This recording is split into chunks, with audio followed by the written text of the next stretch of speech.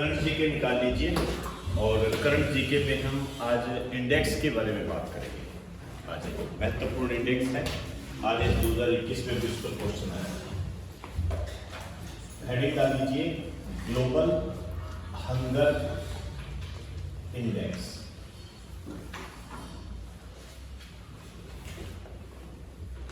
Global hunger index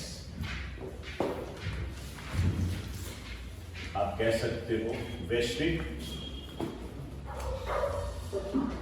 भूखमरी सूचकांक।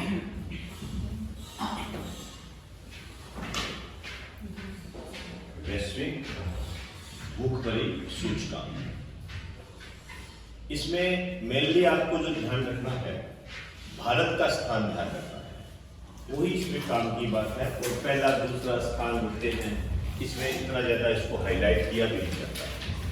भारत पर गौर करें।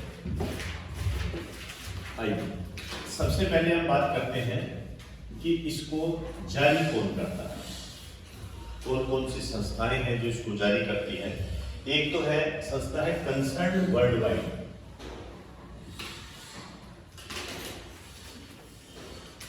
नाम याद रखना, ज्यादा कुछ नहीं।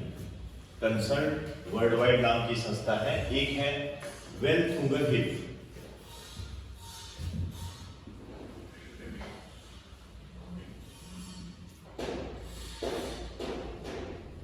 वेल्थुंगर हिट इस नाम की ये संस्था है।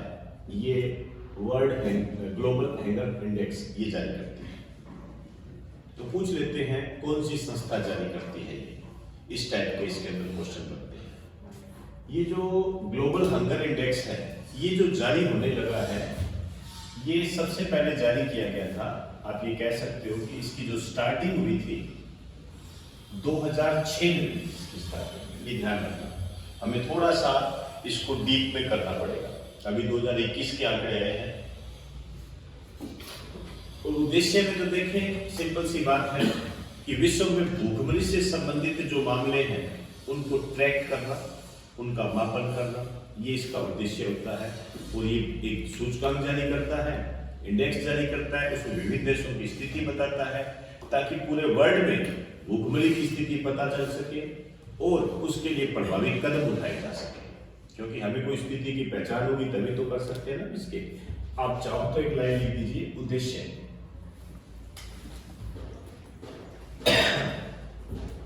लिखिए विश्व में भूख को मापना और ट्रैक करना। विश्व में भूख को मापना और ट्रैक करना।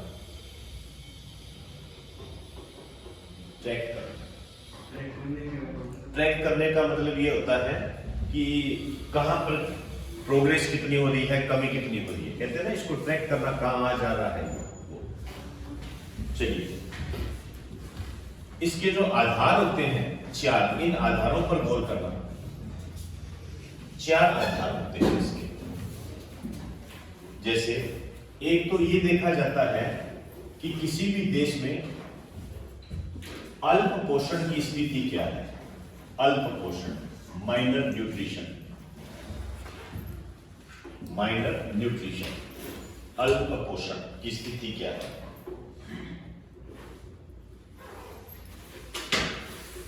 कोई भी देश होगा उसमें ये स्थिति देखेंगे, अल्प पोषण की स्थिति।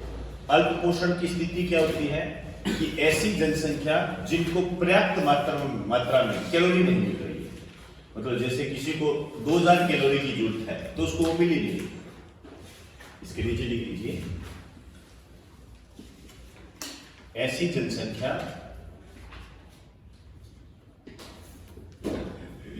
जिसे पर्याप्त मात्रा में कैलोरी नहीं मिल रही है।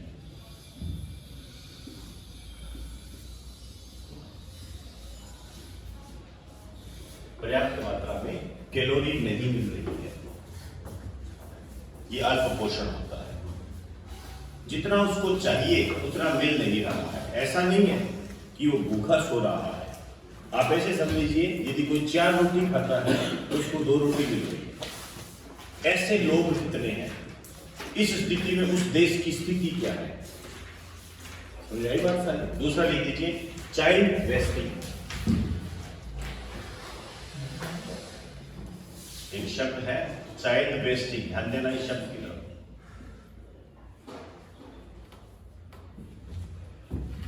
चाइल्ड वेस्टिंग,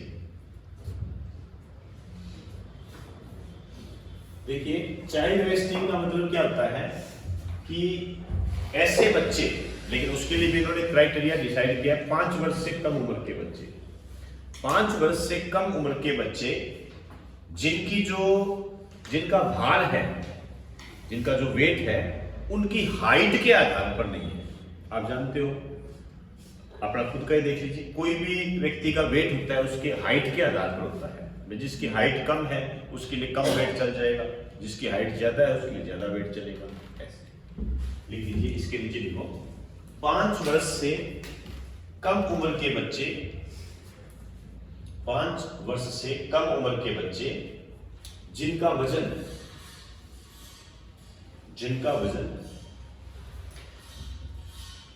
उनकी ऊंचाई के हिसाब से कम होता है।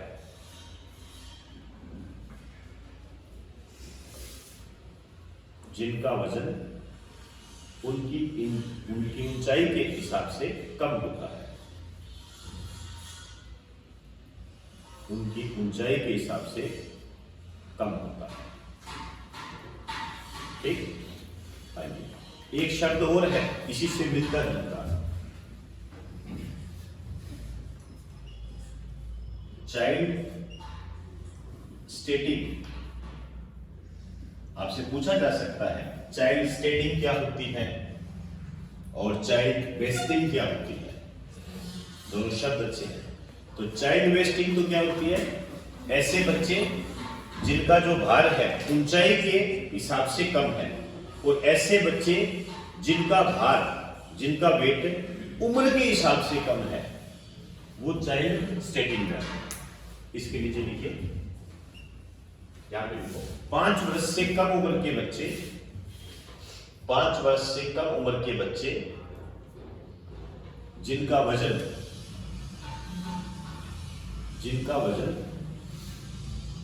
उनकी आयु के हिसाब से कम है,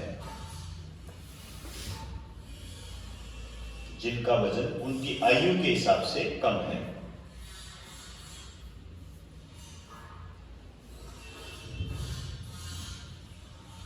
आयु के हिसाब से कम है।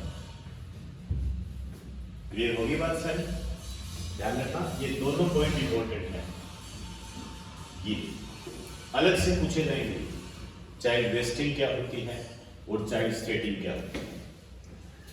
एक चौथा जो आधार इन्होंने कहा है वो है बाल मृत्यु दर। ध्यान रखना, मैं बाल मृत्यु दर कह रहा हूं, चाइल्ड डेथ रेट बोलते हैं इसको, मैं शिशु मृत्यु दर नहीं कह रहा। शिशु मृत्यु दर अलग होती है, मैं बाल मृत्यु दर कह रहा हूं। बाल मतलब बालक, जहां बालक शब्द आ गया ना, इसका मतलब 5 साल का उसको मानना पड़ेगा। तो 5 साल से कम उम्र के बच्चों की मृत्यु कितनी होती है, मतलब 100 है तो कितने बच्चे भारत में मृत्यु हो रही है। हम 5 वर्ष से कम उम्र के बच्चे की मृत्यु, 5 वर्ष से कम उम्र के बच्चों की मृत्यु।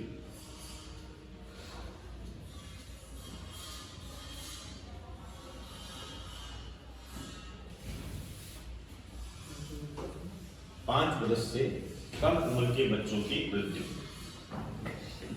चलिए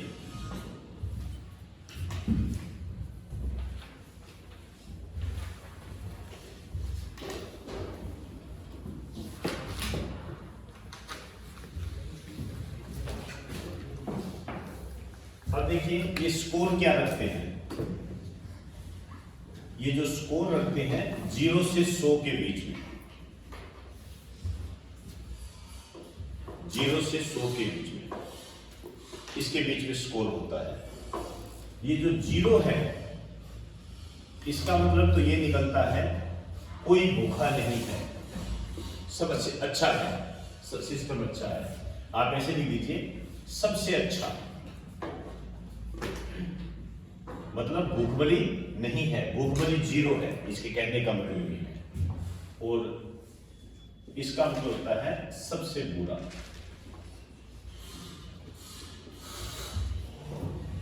सबसे बुरा।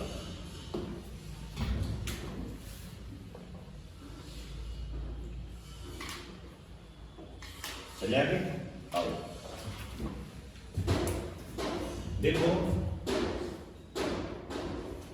अभी जो लेटेस्ट हमारे सामने आई है ग्लोबल हंगर इंडेक्स 2021,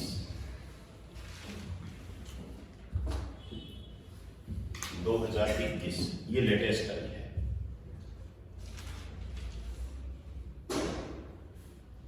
अब देखो इसमें ऐसा नहीं है कि पहला नंबर किसका है, दूसरा नंबर किसका है, ये नहीं है।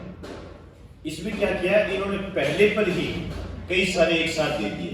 जैसे इन्होंने कहा, ध्यान से सुनना एक बात, नहीं तो गड़बड़ी कर दोगे, रुकिए एक बात। इसने कहा कि 1 अंक से लेकर 18 अंक तक ये स्कोर है, 0 से 100 के बीच में होता है। 1 से 18 के बीच में इसने 5 देश शामिल कर दिए। ठीक है, 5 देश इसके अंदर इसने शामिल किए हैं। इसने कहा ये 5 देश कौन से हैं, जैसे बेलारूस हो गया, बोस्निया हर्जेगोविना हो गया,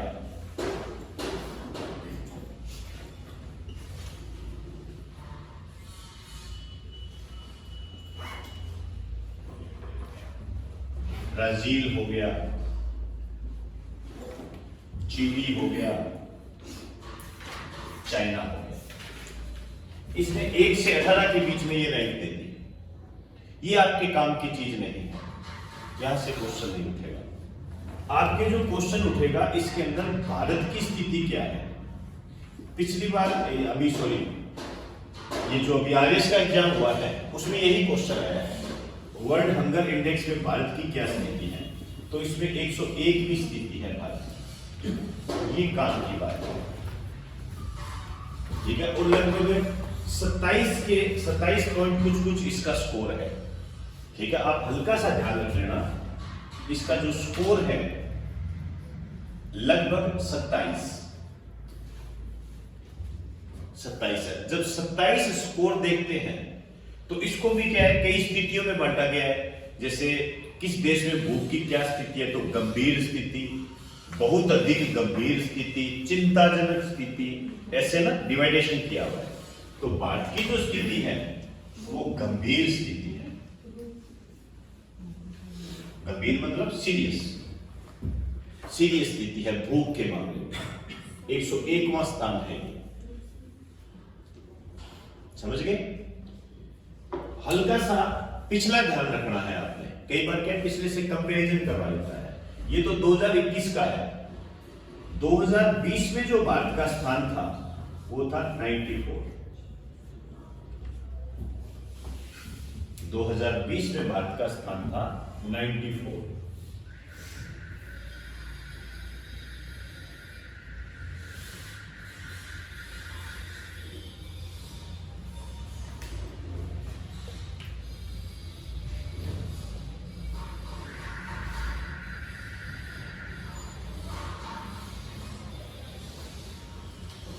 चले तो वर्ल्ड हंगर इंडेक्स में भारत का कौन सा स्थान है, 101। ये ध्यान रखना, मूल बात यही है। और जो मैंने आपको शब्द बताए हैं, चाइल्ड स्टेटिंग, चाइल्ड वेस्टिंग, ये ठीक है। 4 आधार है इसके, उसके आधार पर ये जारी किया जाता है। आपसे पूछा जा सकता है कि वर्ल्ड हंगर इंडेक्स में कौन सा आधार शामिल है, कौन सा नहीं है, किन आधार पर निकाला है। 2-3 लिख देते हैं, फिर कहते हैं 1 व 2 सही, 2 व 3 सही, 3 व 4 सही। ऐसा क्वेश्चन इस तरीके से बन रहे हैं। अब मैं बात करना चाहूंगा भारत जो है इस भूख से निपटने का क्या प्रयास कर रहा है, भारत ने कोई कदम उठाए हैं क्या, उसकी बात है। देखिए भारत के द्वारा मुख्य पहल, हेडिंग डाल दीजिए, भारत के द्वारा मुख्य पहल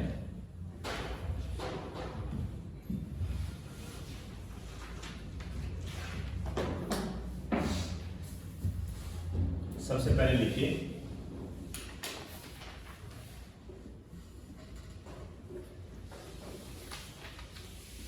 ईट राइट इंडिया मूवमेंट।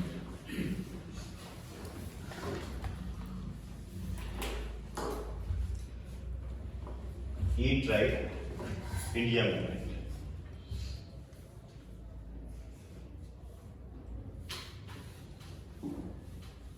ये जो ईट राइट इंडिया मूवमेंट है, आपने कभी नाम सुना होगा, गवर्नमेंट सुना, FSSAI। कई बार आप ये कोई सामान खरीदते हो, उसके ऊपर ये लेबल लगा होता है, ठीक है ना, food safety standard and authority of India. लिख दीजिए, यह FSSAI, यह FSSAI, ब्रैकेट में लिखना, भारतीय खाद्य सुरक्षा व मानक प्राधिकरण, भारतीय खाद्य सुरक्षा व मानक प्राधिकरण के द्वारा चलाया गया एक मूवमेंट है। मूवमेंट मतलब प्रोग्राम कह सकते हो। चलाया गया एक मूवमेंट है जो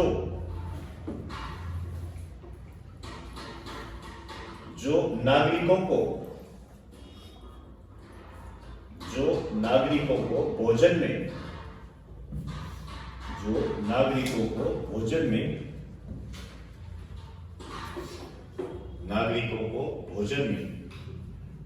उचित खाद्य पदार्थ, जो नागरिकों को भोजन में उचित खाद्य पदार्थ शामिल करने के लिए प्रेरित करता है।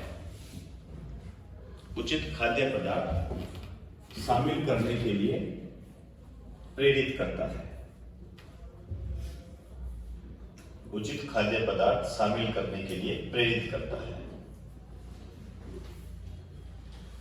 कहने का मतलब आप समझ गए होंगे। ये लोगों को ये बताता है कि आप अपने भोजन में ये खाएं, जैसे कहेगा दाल इतनी खाएं, फ्रूट्स इतने खाएं, ये ना खाएं, ऐसे ये जानकारी देता है। और इस जानकारी से संबंधित जो मूवमेंट है वो ईट राइट इंडिया मूवमेंट है। एक पोषण अभियान चल रहा है। दूसरा लिखिए, पोषण अभियान।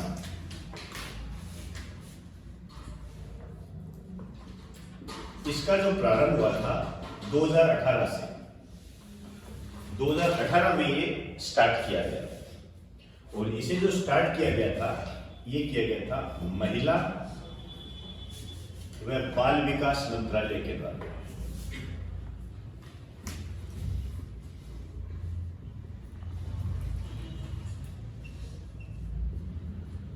महिला व बाल विकास मंत्रालय के द्वारा।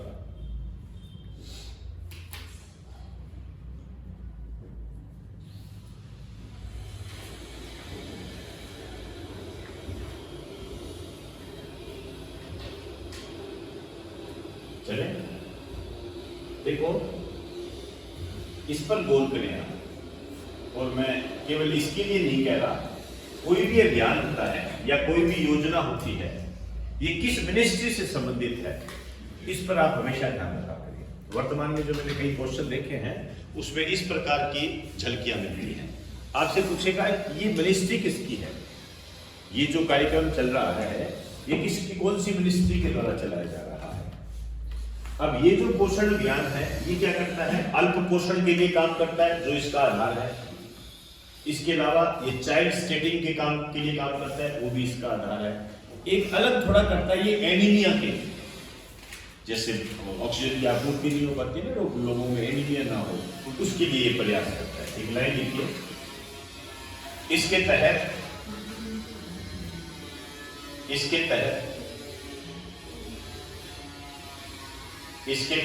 अल्प इसके तहत अल्प पोषण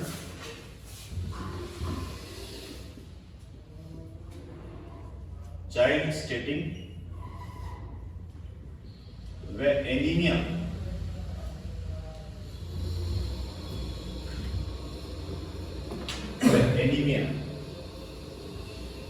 को कम करने का लक्ष्य रखा गया है, को कम करने का लक्ष्य रखा गया है।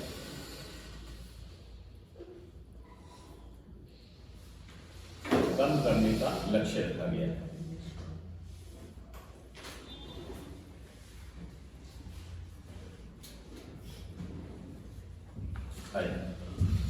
एक देखिए मिशन इंद्रधनुष,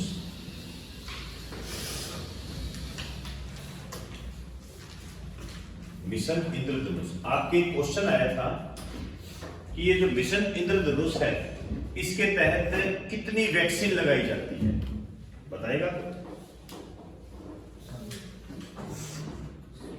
वैक्सीनेशन का है ये, कितनी लगाई जाती है?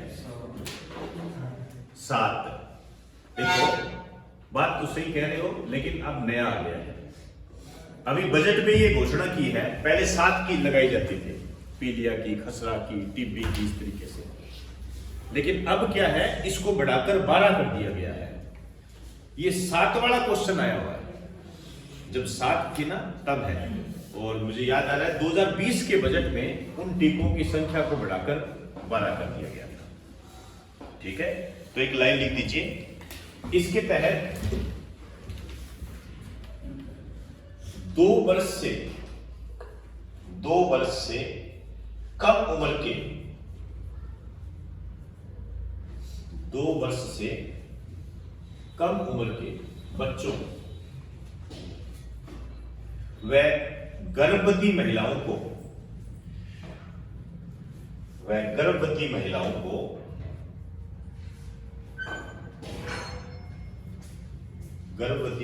को 12 वैक्सीन लगाई जा रही है। 12 वैक्सीन लगाई जा रही है। 12 वैक्सीन लगाई जा रही है। ठीक है, तो इस तरीके से वो उनको सेव कर रहे हैं। बस ये ध्यान रखना, 12 वैक्सीन लगाई जा रही है। पहले 7 में लिख दीजिए, पहले 7 वैक्सीन थी, पहले 7 वैक्सीन थी, जिसे बढ़ाकर 12 कर दिया गया है। ये 2017 के आसपास की बात है।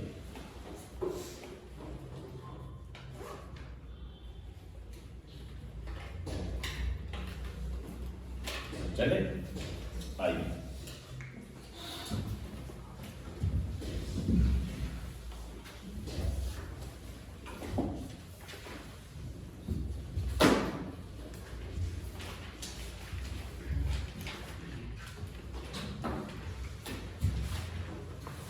नया टॉपिक है ग्लोबल हैप्पीनेस इंडेक्स।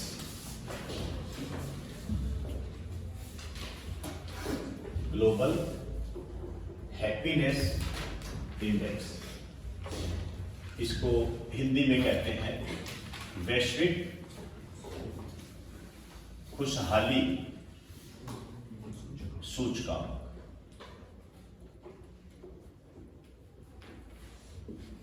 इस बार 2 क्वेश्चन आए थे आरएस के अंदर, और दोनों में ही एक तो हैप्पीनेस के बारे में पूछा था और एक भूखमरी के बारे में पूछा था। आइए स्टार्ट करते हैं इसको। देखिए, इसको जो जारी किया जाता है, एक नेटवर्क है सतत विकास समाधान नेटवर्क के द्वारा।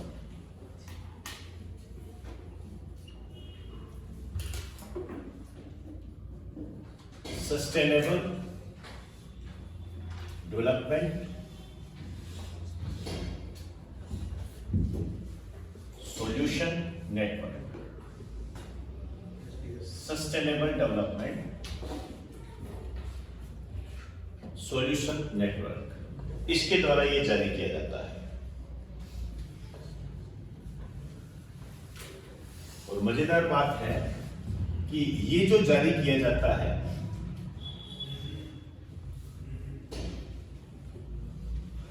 20 मार्च को जारी, फिक्स है, 20 मार्च को जारी किया जाता है।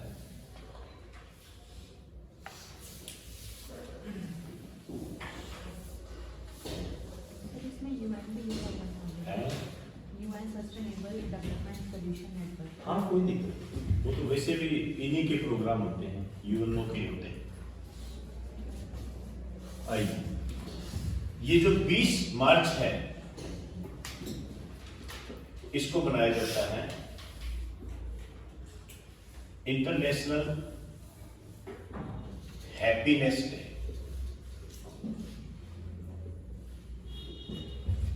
अंतरराष्ट्रीय खुशहाली दिवस, अंतरराष्ट्रीय खुशहाली दिवस,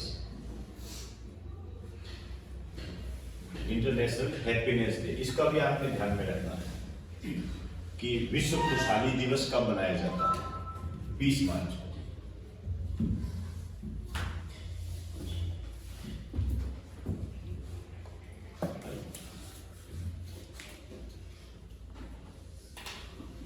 ये दिवस जो मनाया गया था, सबसे पहले ये मनाया गया था 20 मार्च 2013 को पहली बार मनाया गया था।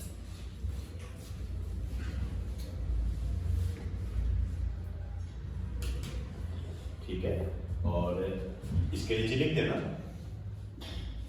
यूएनओ के द्वारा। ये जो संगठन है, नेटवर्क जो है, ये यूएनओ के अंडर में काम करता है, और इसको यूएनओ भी कह सकते हैं आप। तो यूएनओ के द्वारा मनाया जाता है।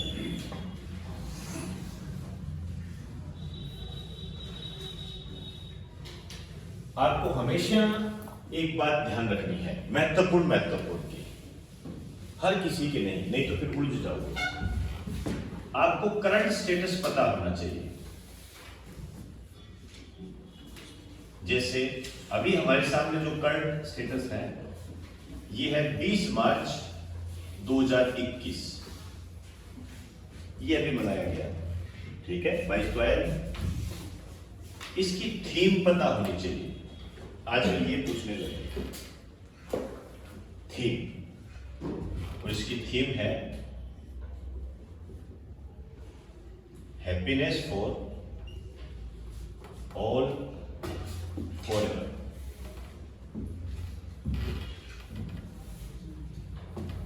Happiness for all forever.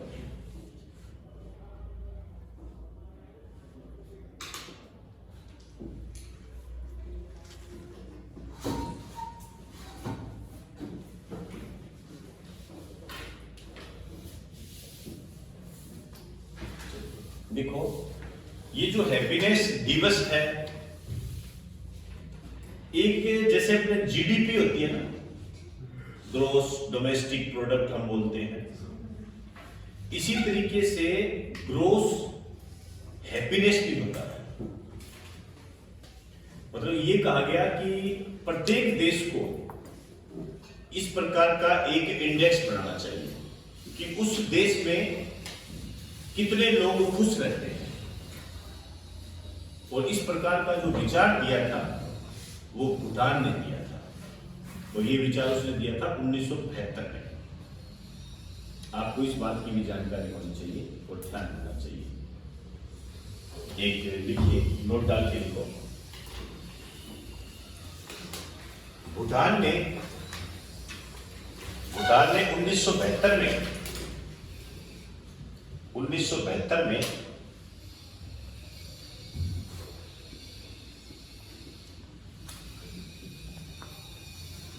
सकल राष्ट्रीय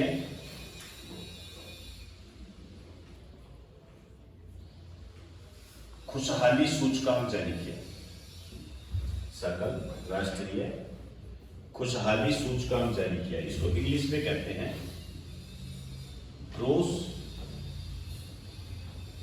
नेशनल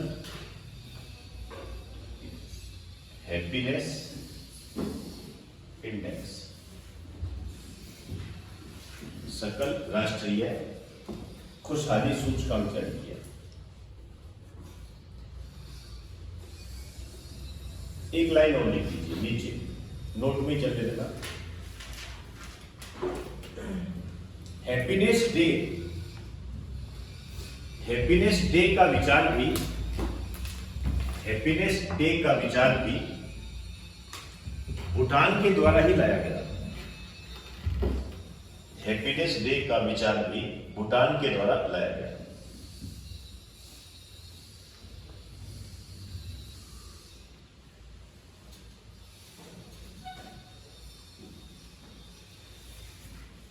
चले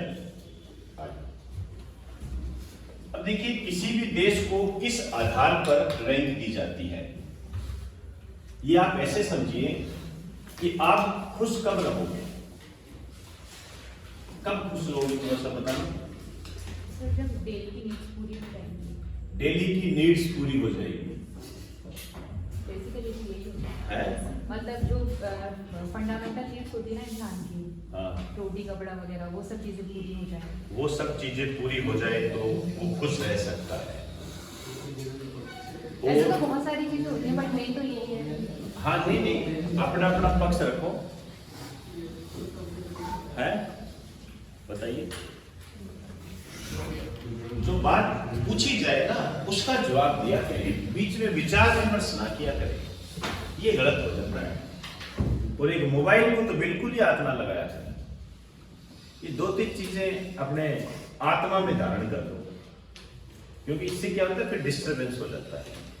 जैसे मैं कई बार देखता हूं, एक टोन हमेशा बजती है यार इस साइड में, अब मैं सोचूं कहूं कहूं कहूं, ये कहूं कहूं के चक्कर में वक्त बीत जाता है।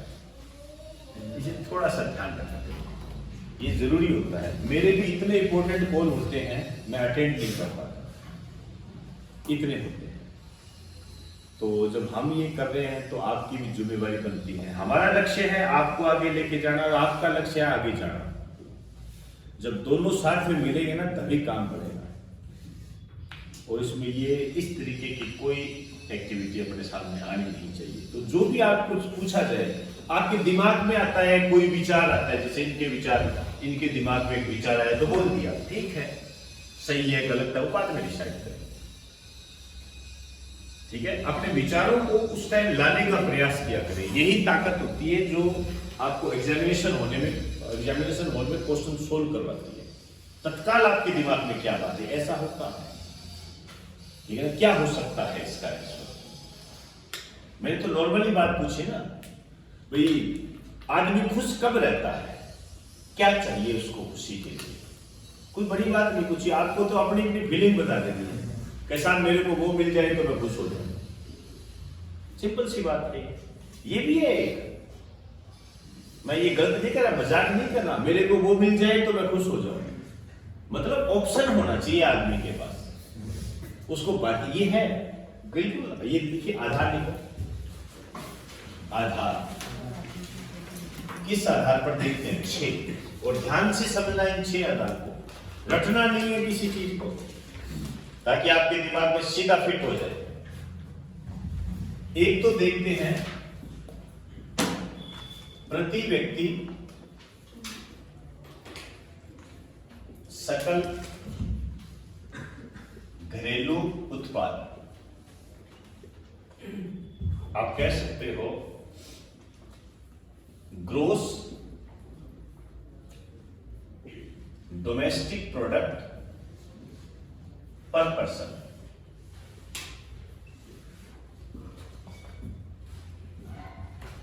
ग्रोस डोमेस्टिक प्रोडक्ट पर पर्सन। देखो क्या कह रहा है, वर्तमान में भारत की स्थिति में आप क्या आकलन करते हो। भारत की स्थिति में यह आकलन आपको मिलेगा कि जनसंख्या बढ़ रही है लेकिन गेहूं का उत्पादन कम हो रहा है कि नहीं, है ना। तभी तो हम दूसरे सोर्सेज की तरफ जा रहे हैं। फास्ट फूड आ गया, नूडल्स वगैरह आ गई, मैगी आ गई, मार्केट में फूड पैकिंग मिलने लगी। पहले थोड़ी मिलता था, पहले मैगी टाइप कहाँ आते थे ऐसे, एक ब्रेड आती थी वो भी 5 रुपए में, एक ग्लूकोन डी का बिस्किट आता था। आज आप मार्केट में जाके देखो बिस्किट की एक अलग ही रैंक लगी हुई है, आप चूज ही नहीं कर पाओगे कौन सा बिस्किट, पानी वाला बिस्किट, शहद वाला बिस्किट, सारे मिलेंगे। ऑप्शन आप क्यों करना पड़ेगा ना कुछ। और आने वाले समय में आप देखना टेबलेट आया करेगी, लोग इतने व्यस्त हो जाएंगे कि कहते हैं ना कि यार खाना खाने का टाइम नहीं मिलता, टेबलेट लो, बात खत्म। काम करना है जिंदगी में, कुछ नहीं करना। अप्रसन्नता का सबसे बड़ा कारण है। तो इसके कहने का मतलब है जितने लोग हैं उतना ही गेहूं हो। ऐसे नहीं है कि उस गेहूं की कमी हो। प्रोडक्शन जो है प्रति व्यक्ति सकल होना चाहिए बराबर। ऐसा नहीं है कि इसमें असमानता आ जाए, हम कोई ऑप्शन देखने लगते हैं, ये नहीं। ठीक है। दूसरा लिखिए सामाजिक सहयोग, सोशल कॉर्पोरेशन, सामाजिक सहयोग। आप देखिए आपका जहां भी घर है, यदि आसपास में कोई पड़ोस बुरा आ जाए, ठीक है, सबसे बड़ी परेशानी होती है, मैं कहता हूं सबसे बड़ी समस्या होती है पड़ोस बुरा आ जाए। कोई पड़ोस आ गया बुरा, तो आप सोचिए किसी ने पानी डाल दिया, अंदर बैठे हैं जोर जोर से डीजे चला दिया, होते ना ऐसे, कई की आदत होती है। तो आप देखिए कितने परेशान हो जाओगे, कहेंगे यार ये तो आ गया। होता है ना जैसे घर में बैठे हैं, इधर पड़ोस वाले घर में रोज लड़ाई होती है, मियां बीवी लड़ पड़े, तो हमने कहते हैं हो गए चालू, ये तो स्टार्ट हो गए, इनका तो रोज का ही ड्रामा है ये, तू आ तो सही, तू जा तो सही। तो यदि आसपास में आपका माहौल ऐसा है जो कि कॉर्पोरेशन वाला है, ऑपरेशन वाला है, सहयोगात्मक है, एक वहां के लोग जो है मिलकर रहते हैं, एक दूसरे का सहयोग करते हैं, तो आपको वहां रहना नहीं अच्छा लगता है, तो आप खुश रहते हो।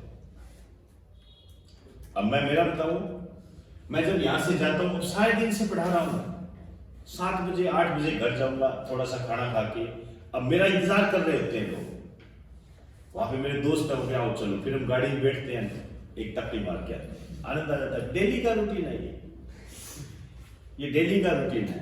और सैटरडे को तो मैं एंट्री मारता हूँ 11 बजे, 11:30 बजे रात को, फिक्स है, फोन नहीं करना बीच में। कल सुबह गोलगप्पे खिला देंगे, बाहर खाना खिला देंगे, यार आप जैसे जो मर्जी है वो ले लेना, यहां नहीं कुछ भी। वो कई बार तो फोन करके छोड़ के चले जाते, तो समस्या ही ना आएगी। क्योंकि ऑटोमेटिक ये मैं चाहता हूं, ये मेरा हक बनता है कि यार सारे दिन से लगा हुआ हूं, कुछ तो करूं, मशीन थोड़ी करूं मैं, समझे? ये जरूरी होती है, चीजें जरूरी होती है। कहते हैं संडे बनाया ही इसीलिए गया है, ऐसा बोलते हैं लोग कि संडे को काम क्यों नहीं, ठीक है ना, ताकि हम उस लय से थोड़ा हट जाए। अब आप सोचिए लॉकडाउन लगा था, मैं तो सही मायने में मेरी बात कहूं, मैं खुश हो गया था, रियल में कह रहा हूं, मैं खुश हो गया था, कसम से मैं खुश हो यार। अब है ना जिंदगी जिएंगे 6 महीने तक आराम से, बढ़िया आराम, 6 महीने तक कोई दिक्कत नहीं। नेटफ्लिक्स पे, प्राइम वीडियो पे सारी वेब सीरीज सब बहुत खुश हुआ। लेकिन जैसे जैसे टाइम बीता तो लगा यार सब जिंदगी में चल क्या रहा है, ये उद्देश्य क्या है, फिल्म देखना थोड़ी है। तब जाके लगा यार गड़बड़ी होगी यार, फिर लगा नहीं यार जो काम है वो काम है। और रियल में आपको बता दूं, बिना काम के कुछ नहीं है। वो तो मैंने 6 महीने इस तरीके से एंजॉय कर लिया, क्योंकि इतने सालों से पढ़ा रहा था, कभी ये खुशनुमा अंदाज मेरे सामने आया नहीं था। सिंपल सी बात है, कभी आया नहीं, कोई वो ही नहीं। कभी बहुत कहते थे यार हिमाचल चलते हैं, यार वहां चलते हैं, नहीं यार मैं नहीं जा सकता, मेरा फिटनेस है, मैं छुट्टी नहीं कर सकता। लेकिन जब इतना हुआ तो यार बहुत बढ़िया यार, तो घूमे फिरे, दोस्तों के पास रहे, 60 दिन बैठे रहते हैं हमसे। ऊपर से ये भी हो गया था, जो हमारे जो मेरे साथ बड़ी अच्छी खबर ये मिली कि मेरे घर वाले ससुराल में फंस गए थे मेरे। वो कहते कैसे करें, कुछ नहीं, यही कुछ भी हो सकता है, कुछ भी हो सकता है, ध्यान रखना भी, ध्यान रखिए।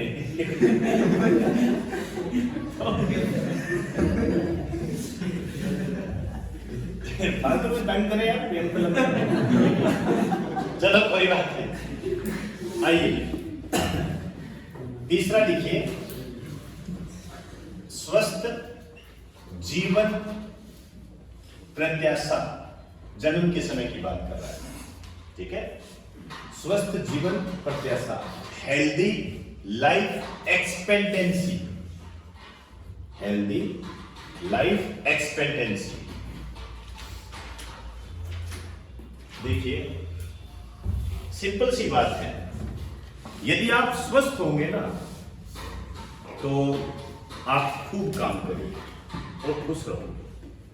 और आपके जुकाम भी हो गया ना, मेरे कल परसों जुकाम था, आप सोच नहीं सकते मैं कैसे पढ़ा रहा था, समझ से बात था, लेकिन कल रात को जागता कर दिया उसका, मेरे जुकाम था। तो अब आप देखिए एक नया ही फर्क मिलेगा आपको, आदमी खुश रहता है।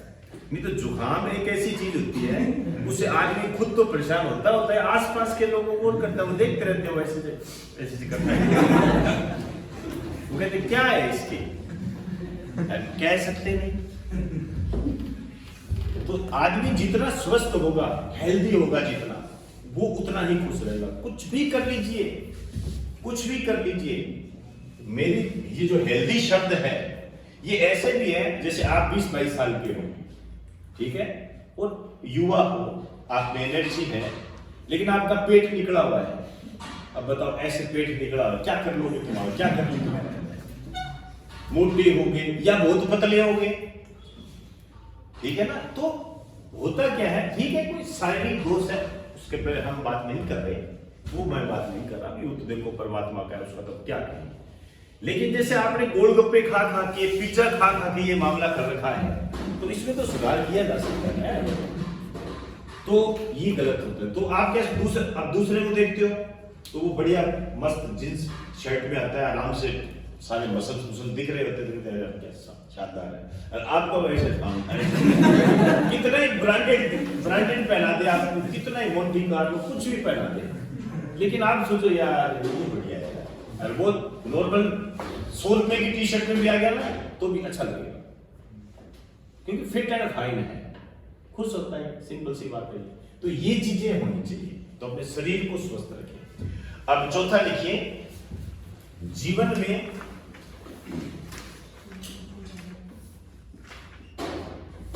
विकल्प चुनने की स्वतंत्रता।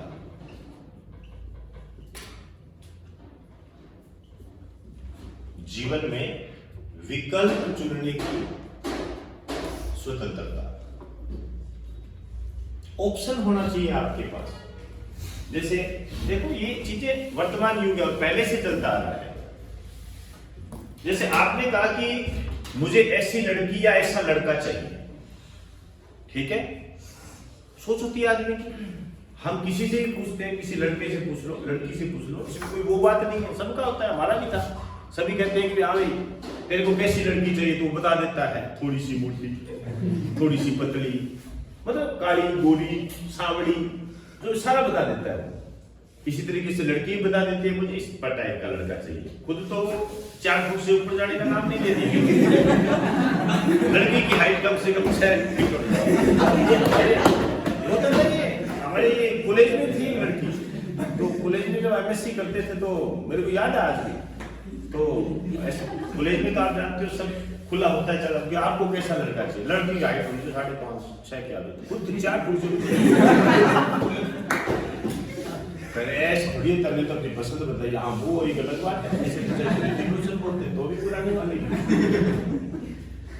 तो ये मतलब ये सोच होती है आदमी, आपके पास ऑप्शन होना चाहिए, ठीक है। आप सोच कुछ रखते हो, लेकिन आप पर जो बाहरी आवरण है वो उस ऑप्शन को चुनने की स्वतंत्रता नहीं देता, तो आप खुश नहीं रह सकते। आपको कि नहीं यार करना तो यही था, लेकिन यार पापा है कुछ नहीं कह सकता, तो आप नीचे चले जाओ।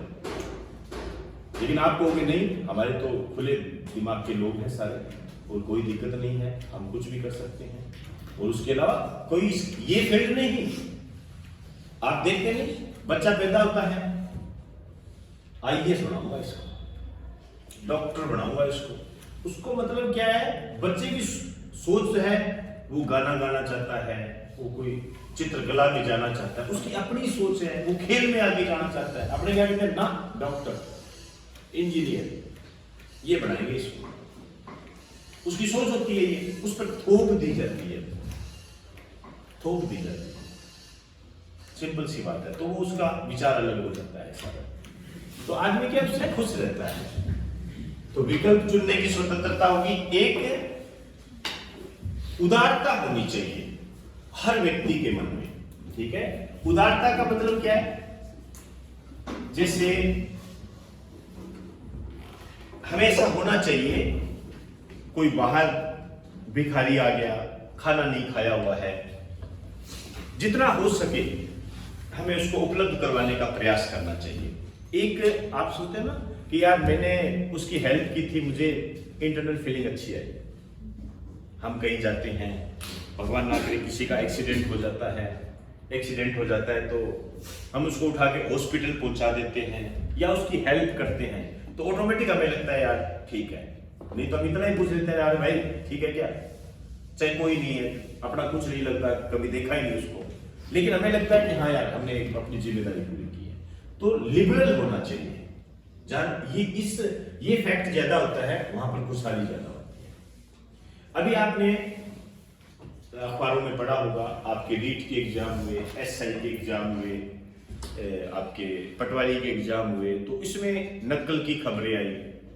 कोई बच्चे पेपर घर पे ले गए, किसी को पेपर व्हाट्सएप पे आ गया, आपके सामने ऐसी न्यूज आई कि यार पेपर तो लोगों ने खरीद लिया, ऐसा है। तो आपके मन में क्या आई? आपके मन में जो आपका उद्देश्य था, आप जो प्राप्त कर, यार पेपर तो बाहर आ जाता है, यार मैं तो रात दिन मेहनत करता हूं, मैं क्या करूं यार, तो उससे आदमी क्या नीचे चला जाता है, ठीक है, खुश नहीं रहता। तो छठा जो पॉइंट है वो ये है कि यदि भ्रष्टाचार नहीं होगा, भ्रष्टाचार नहीं होगा तो वहां पर खुशहाली ज्यादा होती है।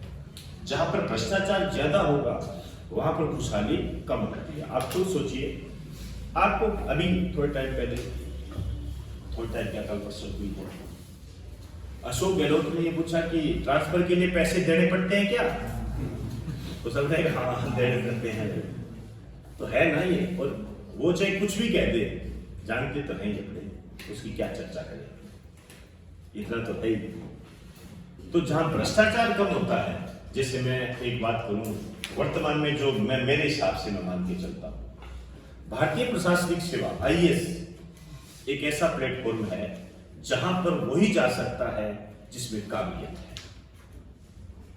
वहां का पता नहीं सिस्टम ही ऐसा लगता है जैसे सैल्यूट करने वाला है, और इतना प्रबंधन प्रशासन वहां पर अच्छा है कि ऐसा लगता है कि यहां तो यदि काबिलियत है आप में तो आप जा सकते हो। कोई भ्रष्टाचार नहीं, कोई कुछ नहीं, कोई राजनीति का प्रभाव नहीं, कोई राजनीति का प्रभाव नहीं। मुझे आज भी याद है, थोड़े टाइम की पहले की बातें हैं, एक इंग्लिश सब्जेक्ट को हटाने के लिए कुछ बातें होती थी आईएएस प्री के अंदर, तो बच्चों ने आंदोलन कर दिया था, बाकायदा राजनाथ सिंह और ये भी समर्थन में आ गए थे। बच्चों ने आंदोलन कर दिया, भाई इंग्लिश को हटाया जाए। तो मुद्दा ये बना कि भाई बात सहमति बन गई, भी इंग्लिश को हटा देंगे। तो पेपर डिक्लेयर था कि इतने तारीख को पेपर होगा, और पेपर से पहले उन्होंने कह दिया कि कोई बात नहीं है, आप इंग्लिश हटा देते हैं, आपको क्वेश्चन तो मिल जाएंगे इंग्लिश के, क्योंकि हमने तो पेपर बना दिया है, तो आपको क्या करना है, इंग्लिश का पेपर सोल्व नहीं करना, आप मत करना उसको, हम उसके आधार पर अंक निकाल देंगे। फिर बच्चों ने दोबारा आंदोलन किया, मतलब दोबारा उसको बताया कि भाई ऐसे नहीं है, हमें परीक्षा तिथि आगे बढ़ाई जाए, डेट आगे बढ़ाओ, डेट आगे बढ़ाओ। क्यों बढ़ाए? क्योंकि हम आंदोलन कर रहे थे, अखबार में आई थी ये बात। यूपीएससी क्या कहता है, आंदोलन आप कर रहे थे, यूपीएससी नहीं कर रही थी, पेपर उसी टाइम पर होगा, जो नहीं आएंगे वो एब्सेंट रहेंगे, और पेपर उसी टाइम पर।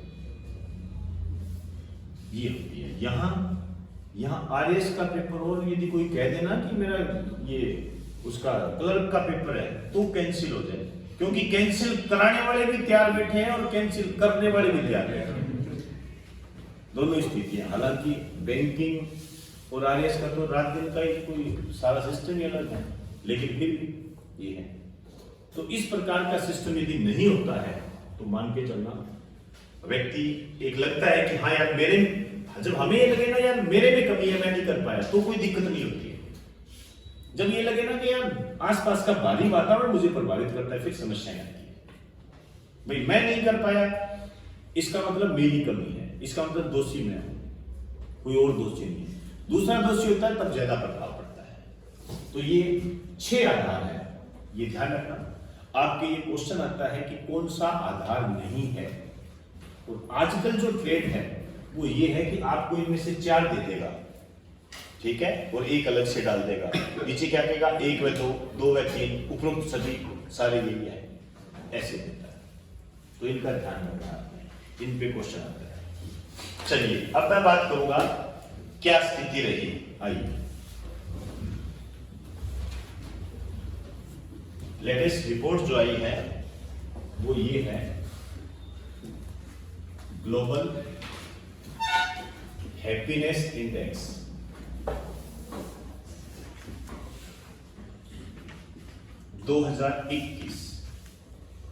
आइए ध्यान रखना इसमें। ये जो ग्लोबल हैप्पीनेस इंडेक्स है इसमें जो पहला स्थान है, वैसे तो आपको बता दूं यदि पहला ही पूछते हैं तो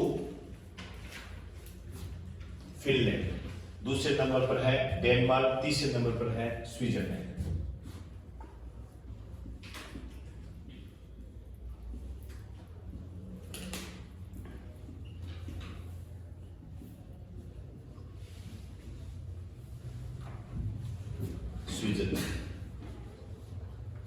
और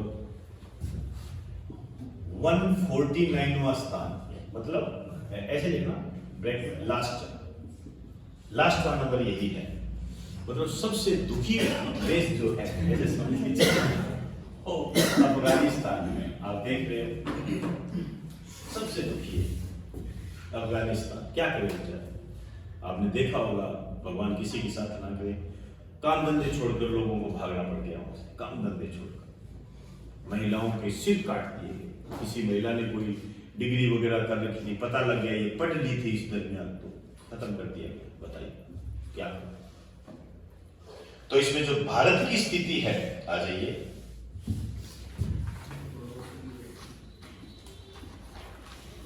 भारत बताएगा तो 139।